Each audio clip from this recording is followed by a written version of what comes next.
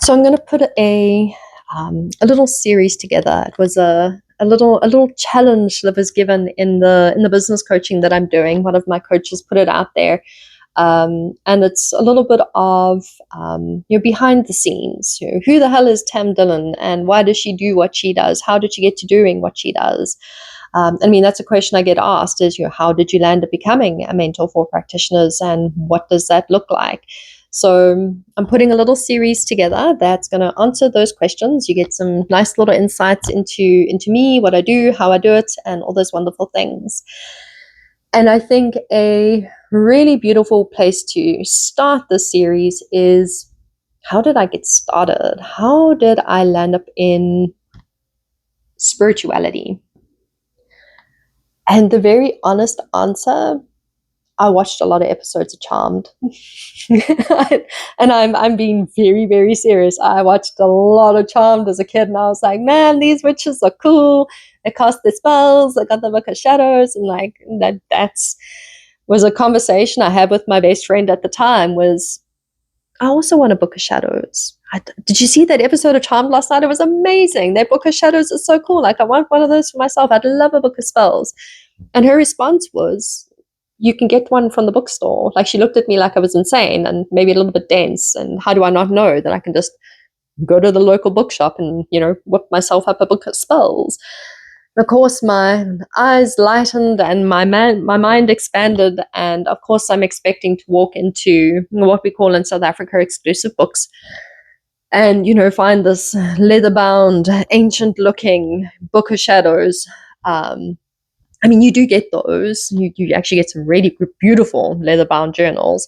But no, instead I was met with this long shelf of the Mind, Body, and Soul collection of books.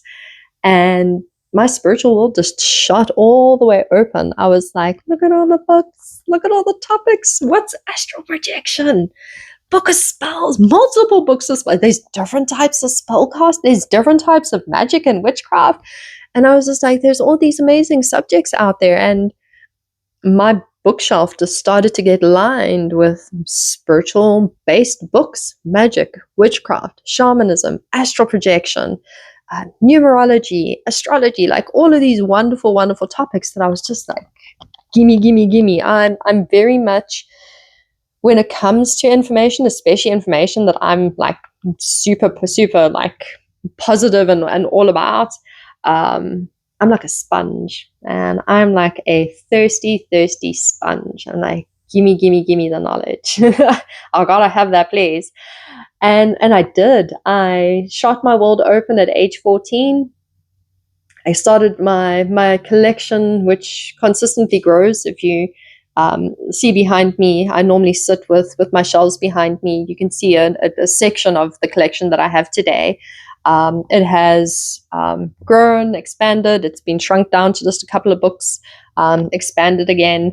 And it's a path that I've just never stepped off since I stepped onto it at age 14. So how did I get started? Charmed. The series Charmed. Those three sisters did it for me, man. They were just like, yep, this is the life path that I want to take for myself. Is I want to explore magic and spell casting and witchcraft, and that just shot my world wide open. From there, that led to beautiful, deep, in-depth conversations with my older brother, who is also actively pursuing the path of spirituality. And at age 15, first set of tarot cards was put into my hands by my older brother, and he said, I think these will suit you. I think these will suit you very nicely.